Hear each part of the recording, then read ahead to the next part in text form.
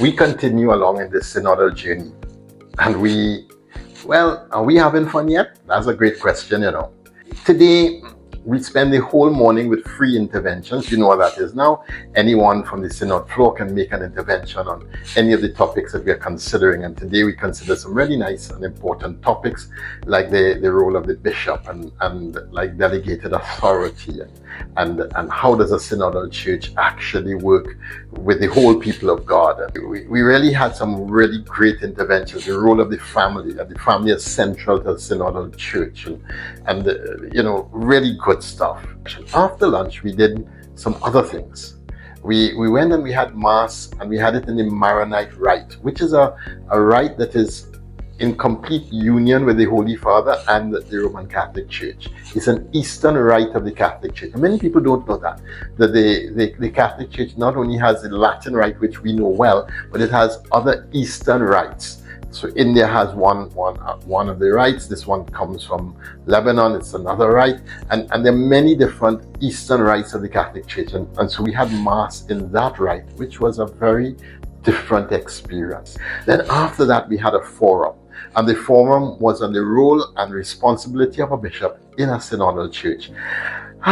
That's a big one. Why?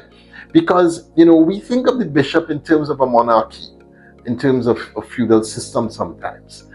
But that's never been the intention of the church. Jesus, in fact, said, you have come, the leader is the one who is supposed to serve and to give his life as a ransom for many.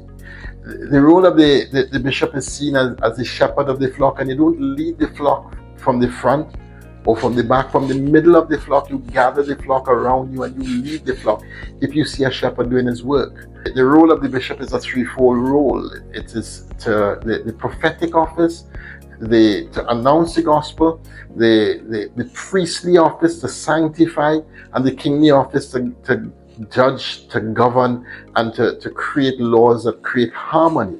The role of the bishop is really as guardian of communion and harmony. But we have lived this differently in many different places. In Trinidad and Tobago, we have been fortunate having Anthony Pantin as our first local archbishop, who set a real beautiful tone and style for us. In that sense, we've seen a bishop who is a servant. And so that's where we have to go in this synodal church. So we had a whole evening of reflection on this. And it's an important part, because as the bishop models leadership, so the priest model leadership, so the laity model leadership. A synodal church requires all of us modeling a leadership that is a servant leadership. Cardinal Gregg said at the beginning of our synod that there is no synodal church without synodal bishops, because the leadership has to start from the top. And as the bishop governs, if he does so in a synodal way, then the whole church flows in that direction. Wonderful day again. So keep tuned. Please keep praying for us. God bless.